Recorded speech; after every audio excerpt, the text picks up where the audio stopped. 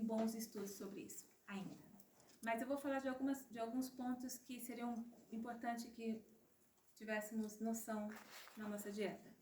Como aumentar as fibras, que são as vegetais e as frutas, flavonoides, que são principalmente coisas encontradas, micronutrientes encontrados nas berries. As berries estão ficando muito famosas, de que todo mundo devia comer pelo menos uma porção uma vez por dia. Vitaminas, principalmente o complexo B, C, E e D, quase todas, né? Mas, como a Juliana falou, vitamina D está realmente sendo estudada um pouquinho mais a fundo do que as outras. E existe já uma prevalência de ajudar o sistema imunológico. E o câncer é um imbalance do nosso organismo que tem tudo a ver com o nosso sistema imunológico. Antioxidantes, alho, café ajuda a prevenir um tipo de câncer, pelo menos que é o câncer de fígado. Não significa que a gente tem que tomar 3 copos de café por dia, né? Como brasileiro, como às vezes eu faço. Selênio e folato. De novo, não são coisas, são estudos controversos. Não existem bons estudos ainda sobre isso. Agora, certos nutrientes na dieta que causam propensão à malignidade, que já está comprovado, é comida e carne processada ou carne salgada, açúcar, álcool e gordura saturada. Tudo que vem num pacotinho, tudo que você tem que abrir, que vem numa lata, que vem num pacotinho, que não foi feito pela mãe natureza, existe algum preservativo, existe alguma coisa que não devia estar lá dentro. Claro que uma vez que você come não vai acontecer nada, mas quantas vezes você come no lifespan, né? Então a gente tem que tomar cuidado com isso. Que é também, basicamente, a comida que as crianças comem hoje em dia, né? Tudo bem empacotado. Fatores de risco do meio ambiente, exposição excessiva à radiação solar ultravioleta. Infelizmente, nós brasileiros amamos um sol, pelo menos eu. Mas existe o risco de câncer comprovado de pele. Então, prevenção é filtro solar e evitar o sol no período de mais risco. E também a acumulação disso, principalmente as crianças que ficam jogando no sol e desenvolvem aquelas bolhas, essas que têm mais risco. Com o tempo, provavelmente essa criança tem mais risco, ou adulto tem mais risco de ter câncer de pele. Poluição do ar. A combustão do diesel, partículas de matéria no ar, está comprovado que pode causar câncer a longo prazo.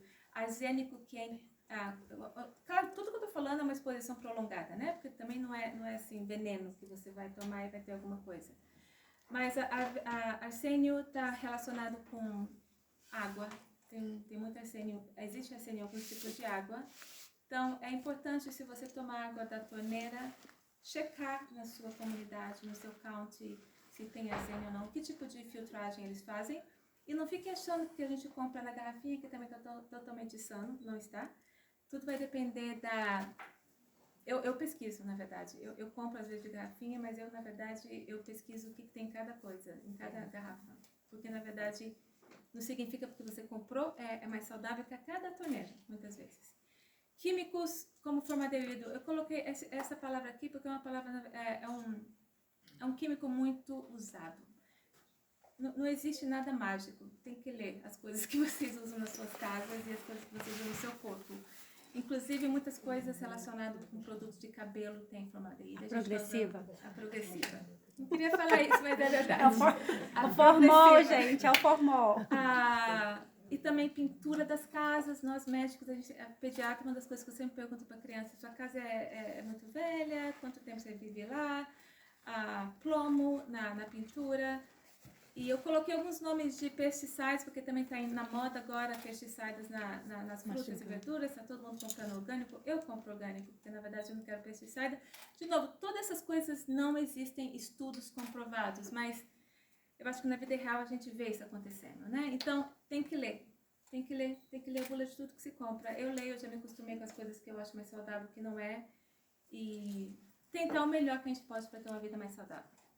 Radiação. Eu coloquei a palavra ionizante X-ray, porque eu sei que existe muita pergunta com relação à radiação, principalmente os pais, as mães, que têm filho o tempo todo no celular, no iPad, e eles perguntam se existe algum risco de câncer, porque a criança está exposta tanto a waves radioativas from esses devices. Também não existe um estudo comprovando isso e existe muita controvérsia. A América Associação de Câncer fala que não tem nenhum problema, outras instituições falam que tem problema. A radiação se divide em 2 tipos, uma chamada ionizante, que é a que causa câncer em grandes, elevadas concentrações, como é o X-ray ou esses... a radiação pelos diagnósticos ou tratamento de enfermidades. Mas existe a não ionizante, que é a do cell phone, que é a dos micro-ondas, dos aparelhos que nós usamos na nossa vida diária. Não está comprovado, existe controvérsia, existem alguns estudos não bem feitos, mas pessoalmente, depois de bastante research e minha própria opinião, eu acho que tudo que é demais. Entendeu? Então, eu mesmo falo com meus pacientes, iPad e telefone não devem estar no quarto da criança, na minha opinião, nunca. Porque eu gostaria de saber o que está acontecendo naquele iPad e telefone. Mas, pelo menos depois das 8 da noite, não deve estar lá. Em nenhum aspecto. Especialmente dormindo do lado da criança também. Não só pela radiação, mas porque é aditivo e a criança e o adolescente está o tempo todo olhando para aquilo, não dorme bem. Aí vem outro aspecto de problemas que a gente não vai entrar aqui. Mas eu acho que tudo que é demais. Ainda mais agora as crianças online já estão expostas ao computador metade do dia. Então é uma coisa para tomar cuidado. Outro fator de risco que na verdade é importante e comprovado de causar câncer, e esse causa câncer em crianças e em adolescentes, são infecções. Principalmente um vírus que está sendo bem conhecido, que é o vírus do papilomavírus, o vírus da hepatite B, hepatite C, o vírus da AIDS, HIV, o Epstein-Barr virus, a Helicobacter pylori. Eu vejo isso em crianças, não necessariamente o câncer, mas eu vejo esses vírus nas crianças e nada acontece de um dia para outro, né? Tem coisa que a gente pode fazer, tem coisa que nós não podemos fazer. Dá para evitar algumas coisas, não dá para evitar outras coisas. As únicas vacinas que existem para a prevenção de infecções que podem causar câncer são 2, que são a HPV e a hepatitis B. A hepatitis B faz parte do protocolo, o HPV is uma option, mas evita esse tipo de vírus que no futuro pode virar câncer. Então, o mais importante para a prevenção é a detecção cedo, ou seja, a triagem. Proteção contra a queimadura do sol, uma dieta saudável, a física atividade, que como a Juliana falou, dá para ficar falando 2 dias aqui sobre isso. Manter um peso adequado, limitação da exposição a químicos e, em geral, vacinação. Como podemos ajudar? Fazer os nossos filhos virarem cientistas, aí eles podem tentar encontrar mais curas e mais prevenção para o câncer. Donar o nosso tempo para instituições, donar o nosso dinheiro para instituições. A começar grupos de suporte, porque, na verdade, eu tenho certeza que a Juliana já sabe, até melhor do que eu, que impacto tremendo tem na vida da família, dos amigos, de todo mundo. E da criança ou do adulto, mas principalmente da criança, esse tipo de problema. Então, às vezes até a gente não podemos fazer outra coisa, mas podemos doar o nosso tempo até para babysitter uma criança, porque o pai está com quimioterapia no hospital. E o mais importante de tudo isso que a gente falou aqui é exercício físico, controle do peso e dieta. São os fatores mais importantes como modificadores do risco para o câncer infantil, eu acredito que para o câncer em geral, e eu acredito para doenças em geral. Muito obrigada.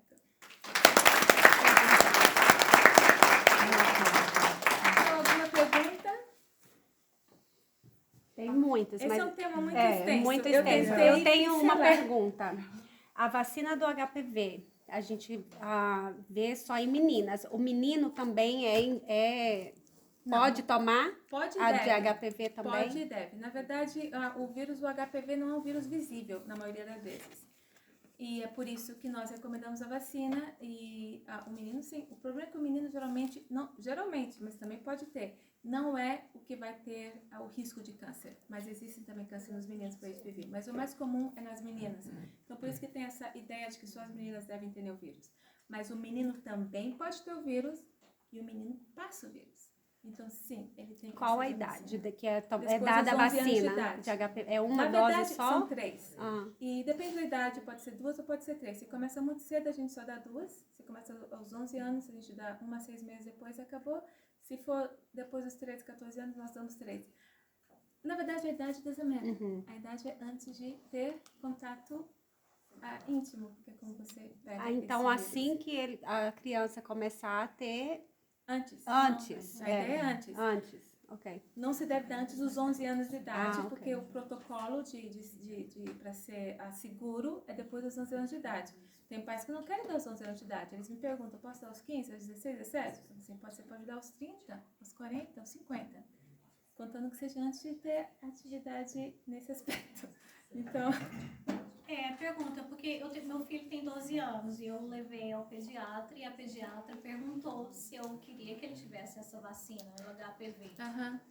Ela me deu a opção, eu falei, eu vou fazer mais research, né? Mas ela deu a opção de começar aos 12 ou aos 13, mas com mais dosagens. É que depende... Mas eu sempre tive a impressão, igual a Vanessa perguntou, que era mais pra meninas. Não, é pra menino também. Na verdade, no começo, essa é uma vacina nova, tem menos de 10 anos. No começo era só pra menina. Então, por isso que começou essa ideia de que é só pra menina. Mas agora a gente dá pros dois.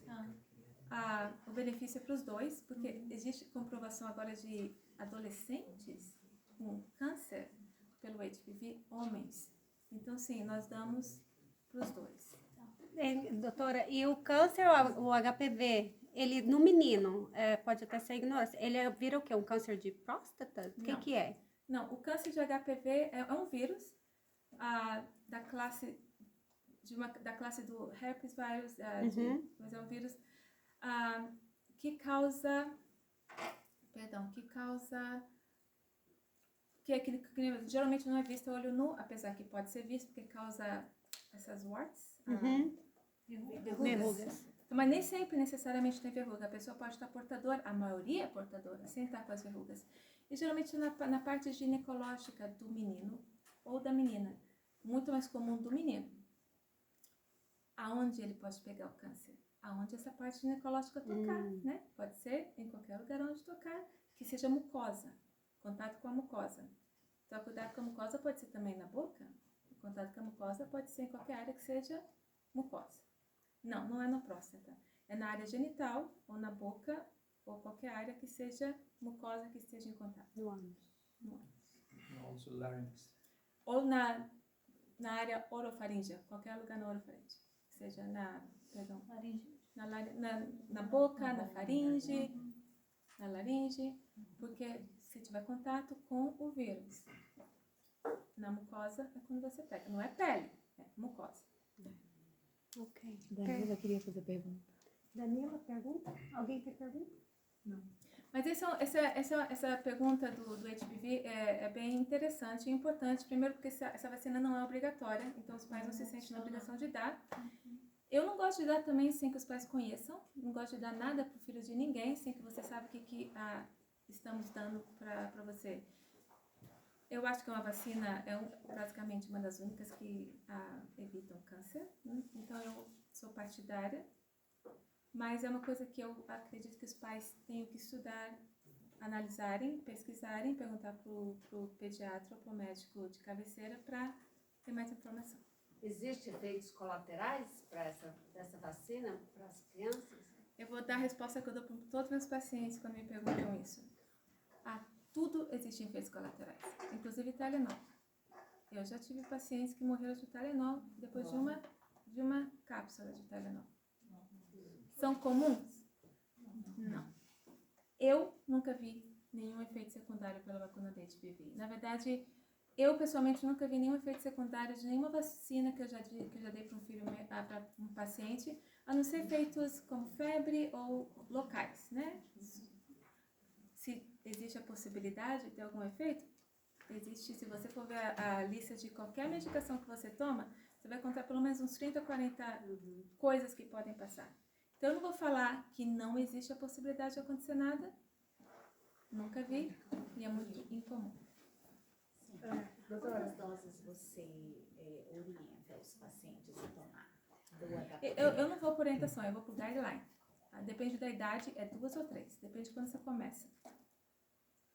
Tudo, eu não coloco de dar uma gota de nada a mais ou uma gota de menos, principalmente de mais. Eu nunca dou uma vacina que a pessoa não precisa. Eu nunca dou ibuprofeno se o paciente não precisa. Desculpa. E você tem alguma indicação de alimentação para a rotina da criança que pode... Geralmente eu gasto pelo menos uns 20 minutos com cada paciente que eu entro no carro falando disso e falando rápido, porque tem muita coisa para falar sobre isso. E crianças que têm problema de obesidade, eu vejo elas a cada 2 meses. E 80% das crianças que eu vejo têm problema de obesidade. Geralmente o que eu falo, e de novo, não vou poder falar muito porque eu tenho certeza que meu tempo já acabou, mas com relação à alimentação para criança em geral, é a parte eu sempre falo, não é com relação ao peso, não se fixe aos números, ao seu peso. Eu gosto de falar de estilo de vida, de mudar os hábitos, porque quando você muda os hábitos, quando você tem bons hábitos, você vai manter isso, o seu peso vai se manter. Se você tem maus hábitos, você vai fazer alguma dieta muito louca e vai perder peso, não significa que você está saudável, não significa que você não vai ganhar de volta. O que eu falo é o seguinte, 3 comidas por dia e um snack. Geralmente o snack deveria ser uma fruta ou castanha ou alguma coisa relacionada com isso. Criança é criança, de vez em quando eles querem um biscoito ou uma coisa assim, eles devem ter, mas não pode ser todos os dias. Horário, schedule. O ideal seria que você comece sempre ao mesmo tempo, à mesma hora do dia. O seu corpo se acostuma com isso e o seu corpo vai ter fome naquele momento. Se você toma o seu café da manhã todo dia às 7 da manhã, você vai estar com fome às 7 da manhã. Você não vai estar com fome às 9, porque você está acostumado. O seu corpo se acostuma com tudo que você acostuma, o seu corpo se acostuma com o bom e com o ruim.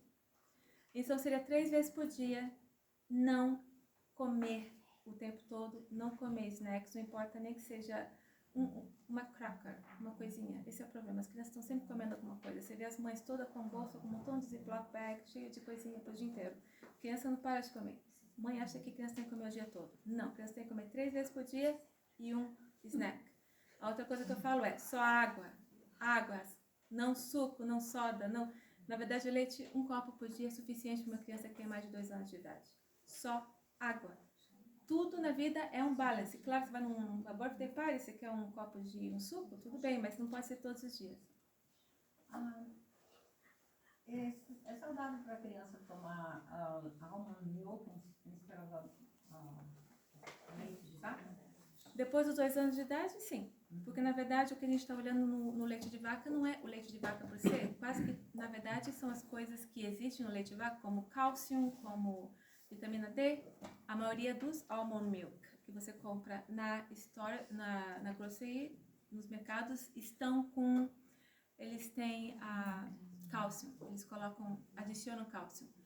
Se você não tem adicionado cálcio, se você faz o almond milk na sua casa, e tem muita gente que faz, não vai te fazer mal, são castanhas, é proteína, na verdade é ótimo para criança. Mas eu vou muito específico com cada criança, com cada mãe, dependendo do que eles comem. E seria no caso de uma criança que não está tomando leite de vaca e toma um substituto da leite, que seja almond, ou que seja coconut, ou que seja qualquer outra coisa que não tenha aditivos de vitaminas, você tem que tomar vitaminas à parte, um multivitamina à parte, tudo bem. Mas depois de 2 anos de idade não é necessário nem leite de vaca. Nós temos a concepção que temos que tomar milk até essa idade, mas na verdade você pode tomar, mas não é necessário. O Departamento do Estado da Geórgia, o Departamento de Nutrição do Estado da Geórgia, nos obriga a dar leite para as crianças pelo menos 2 vezes ao dia. Isso é lei em escolas. A senhora disse 1 copo de leite. Na verdade, eles queriam até o 3º, mas as nutricionistas se uniram e viram que é too much, né? Então, supostamente nós temos que dar leite para eles na hora do almoço e a comida com leite, e temos que dar também na parte da tarde ou no café da manhã. Então, não é necessário, não vai fazer mal, mas cada estado, Isso é uma coisa aqui nos Estados Unidos interessante, que cada lugar tem Yeah. um guideline diferente. Exato. Não vou falar que vai fazer... Eu vou falar que não vai fazer mal dependendo do que a criança come depois. Se a criança está tomando leite em casa de manhã, de noite, depois 2 vezes, eu acho muito. Em geral. Até para obesidade, porque leite também tem muita caloria. Mas eu estou falando que leite é ruim. Tudo depende da quantidade que você está tomando. Nesse caso, eu aconselharia as mães do seu daycare a não dar leite em casa. Se está dando 2 vezes por dia no daycare, já não dá em casa. Inclusive, é nós suficiente. temos uma meta para leite, são 200 galões de leite por mês que nós temos que servir na escola. Eu entendo. É obrigatório. Se pra você manter é licença. obrigatório, você faz, mas você devia mandar um memo para suas mães falando: nós estamos servindo por obrigação essa quantidade de leite por dia. Então, eu gostaria que você soubesse que já não é necessário mais dar leite em casa. Isso é uma decisão que o pai e a mãe vai tomar, mas eu acho que seria importante para eles saberem isso. Karen, mais uma perguntinha da Dani, pra gente... Assim, minha pergunta é até que ponto, porque eles falam que o câncer é hereditário, né?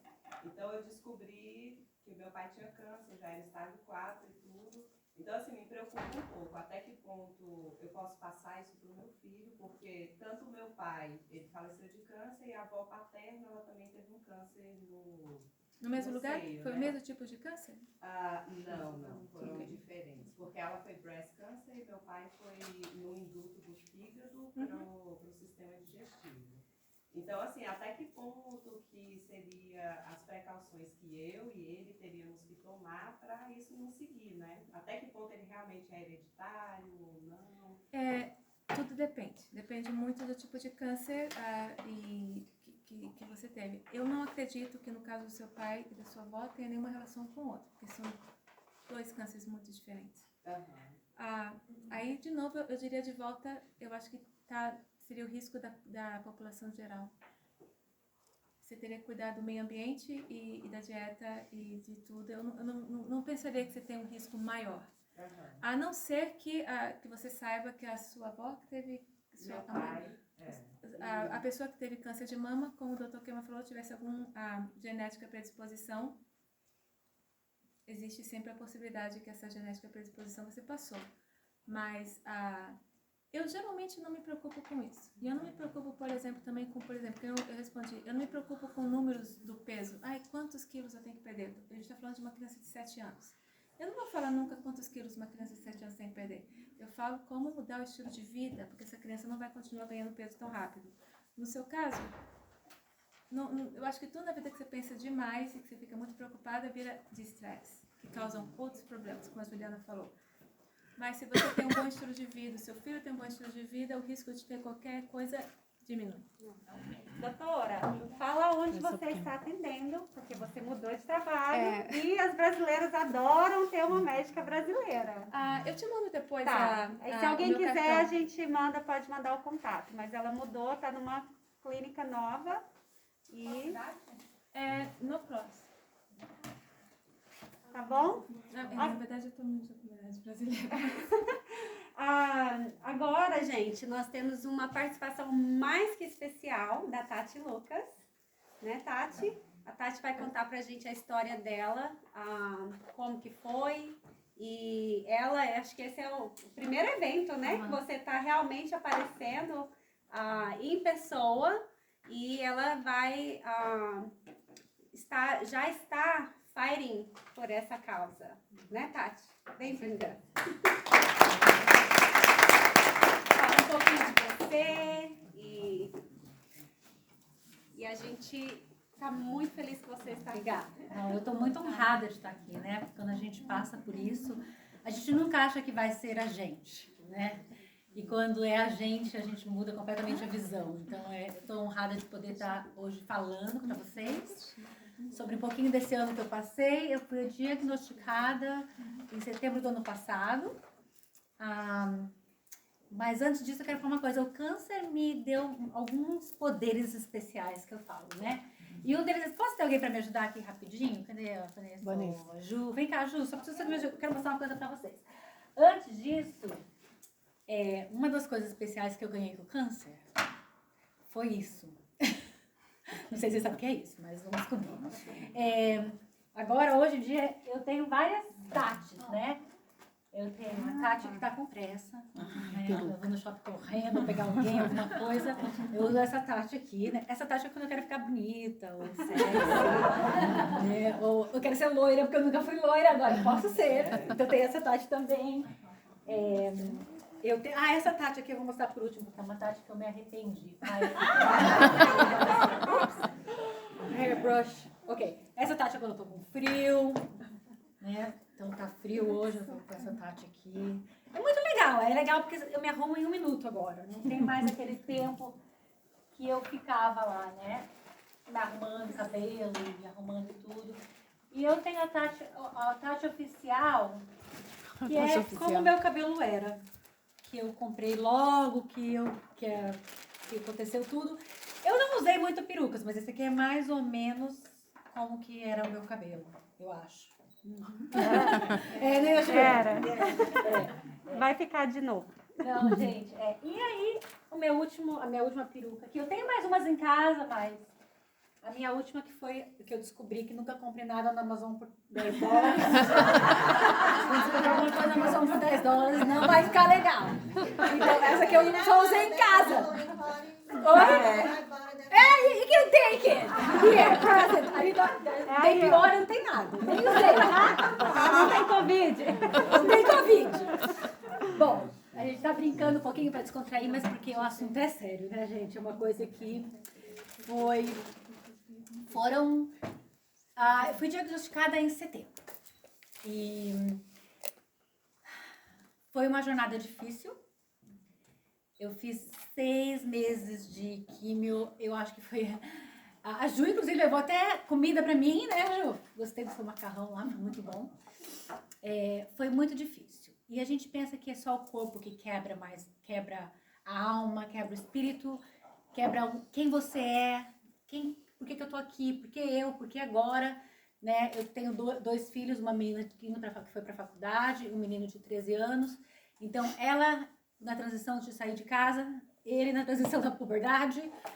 Eu falei, gente, bem nessa hora que tá todo mundo transitando aqui em casa, foi realmente uma coisa muito difícil para a família, que a gente também não acho que vai ser só a gente, foi muito difícil. Acho que até de certa forma, eu lembro da minha mãe falar, você tá passando por isso, você não tava nem enxergando, mas quem tá aqui fora é vendo, porque eu perdi 30 pounds, eu passei muito mal com as químios, muito mal mesmo. Eu digo assim, tava me matando aquelas químios. Mas o emocional foi assim, teve dias muito difíceis, muito assim,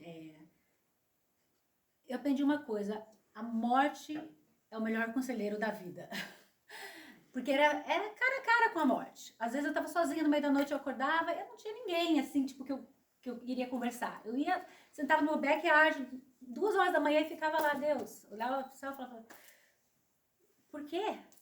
O que eu faço? Eu me perdi um pouco nesse processo, de olhar no espelho e ver eu e falar, ok, nada disso que tem atrás de mim que me importa, porque eu, já sem cabelo, já magra, passando mal, mal me comunicava, inclusive as palavras até hoje não vêm muito fácil para mim. Foram 6 meses difíceis, mas o que eu quero dizer com isso eu não quero focalizar no difícil, porque eu aprendi que existe uma diferença na vida em problema e em obstáculo. Sempre temos obstáculos. Falta de, sei lá, dinheiro pode ser um obstáculo, roubar o teu carro é um obstáculo, quebrou o celular é um obstáculo, mas um problema é você estar doente. Então, nós não temos problemas, na verdade. Nós temos obstáculos. E a vida é vencer esses obstáculos, né? Mas problema é você não poder levantar para ajudar um filho chorar toda noite porque tá vendo uma mãe, definhando uma mãe que era super ativa, super comunicativa. Eu nem falava, eu fiquei 6 meses que eu nem lembro direito que eu, assim, deles, assim, sabe? E eram 6 meses importantes, porque preparando minha filha para a faculdade, tudo, perdi muitas coisas nesses 6 meses, mas aprendi muita coisa. E o câncer me mostrou que a gente tem que aprender realmente a viver o dia de hoje, sabe? A gente tem que aprender a não ser vítima, a ser vitoriosa.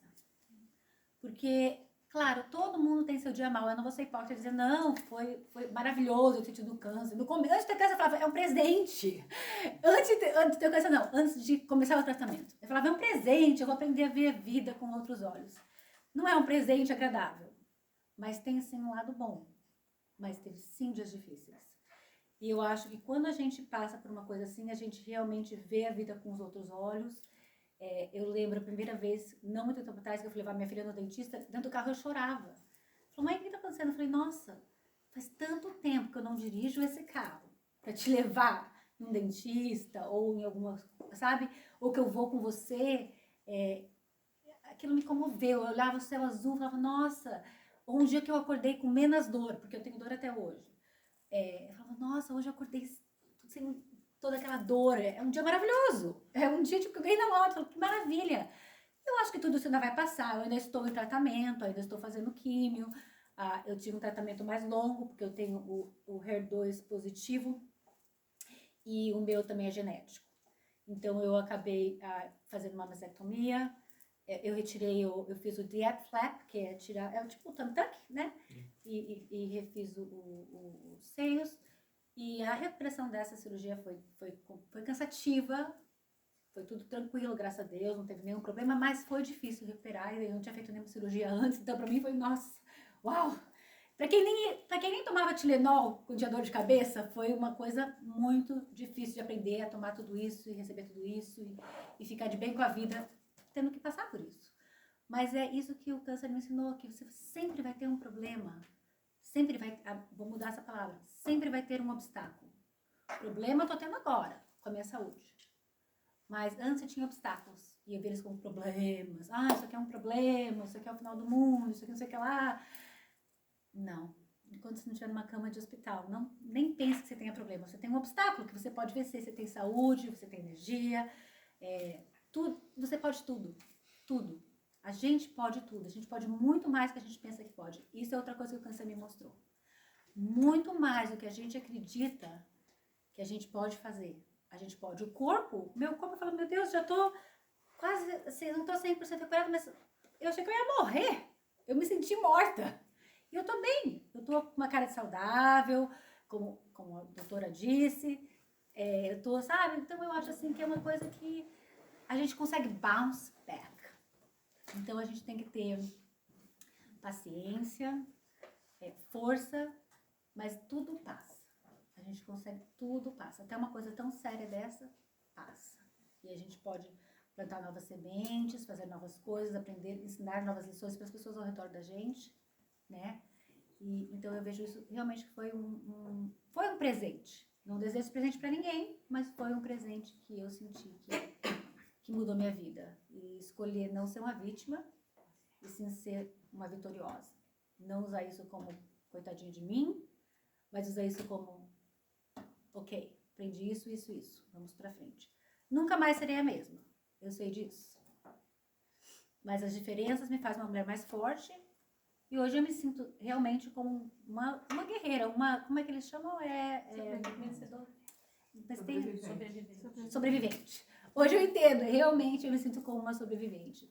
E passar por cima do eu é muito difícil. Por exemplo, não é que eu seja muito vaidosa, mas é tão difícil você estar assim, caquinho lá, se sentindo o último dos últimos e ter que fazer as coisas, né? Hoje de manhã eu tive uma dor de barriga, antes de vir, eu falei pra ela, eu cheguei meio atrasado. Eu fiquei acordada até umas 4 horas da manhã com um pouco de, assim, sabe, dependendo daqui, às vezes me dá insônia, e acho que também um pouco de ansiedade. Mas a gente tá aqui, né? A gente tem que viver essa vida o melhor que a gente pode e dançar na chuva, porque amanhã vai ter outro obstáculo para pular, para vencer, para conquistar, para ganhar. Então, vocês são ricas, vocês têm saúde, né? E eu sou rica, porque graças a Deus minha saúde tá voltando e eu acredito 100% que vai voltar. Mas é isso aí, gente. Queria só passar essa mensagem para vocês. Você quer falar um pouquinho do seu trabalho com a Gringa? E isso foi outra coisa. Com tudo isso que eu tô passando, o Gringas acabou... eu comecei o Gringas em 2016. E é um grupo que eu formei pensando em mulheres, ajudar mulheres. Quando muda de cidade, alguma coisa assim, né? A gente vai falar, qual escola que meu filho pode ir? Qual bairro que você acha melhor? Eu falei, puxa... Uma coisa tão agradável fazer entre as mulheres, porque quando eu mudei para Atlanta, eu coloquei no grupo brasileiros em Atlanta. E veio todo mundo falar, não, queria um grupo mais assim, mãe, mulher, né, que sabe o que a gente espera das coisas. Então, foi assim que o grupo começou. E quando eu passei pelo câncer, foi outra coisa. Eu senti que Deus falou, é um propósito, tenha um propósito. Faça as coisas acontecerem. Você pode. Né? Então, eu acreditei que eu posso. E o grupo tem crescido muito. Assim, eu tenho uns 500 pessoas assim, por semana pedindo para entrar no grupo. E cresce, está crescendo. Coisas estão acontecendo. E eu estou bem empolgada, porque eu quero realmente começar a usar o grupo para fazer o bem, para ajudar as pessoas. O câncer, né? Com tudo um pouco, eu acho que a gente tem que... E essa aqui é uma ferramenta que me foi dada e eu acredito que vai poder ser usada para ajudar as pessoas.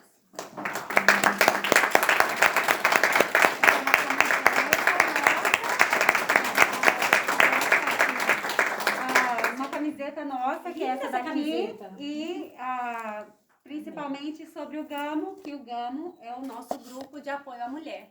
Então, se você souber de alguém que queira suporte emocional, que seja, nós estamos com o nosso Food Bank, a Gringas também, a gente também vai trabalhar com isso, né, Tati? A Tati sempre fez esse trabalho de solidariedade, voluntariado lá no grupo e sempre, inclusive uma pessoa que nós começamos a ajudar veio do grupo das Gringas, que é a Russian Lady. She was a Gringas. And she's been through something not cancer related, but that's the purpose of GAMO. And from Gringas, we brought her help through GAMO. E só adicionando uma coisa nisso, o Gringas é um grupo que eu quero adicionar e não dividir. Então eu acho assim que é muito legal quando os grupos se juntam. Sim. Por exemplo, eu recebo muita mensagem, preciso disso, mas não tem como eu focalizar em tudo, né? Então é uma coisa muito interessante os grupos se juntarem e, né, um ajudar com uma coisa um com o outro. Mas muito obrigada, gente, Tati. muito obrigada mesmo. Agora nós vamos passar Rione não vai pegar essa peruca, não. Guarda.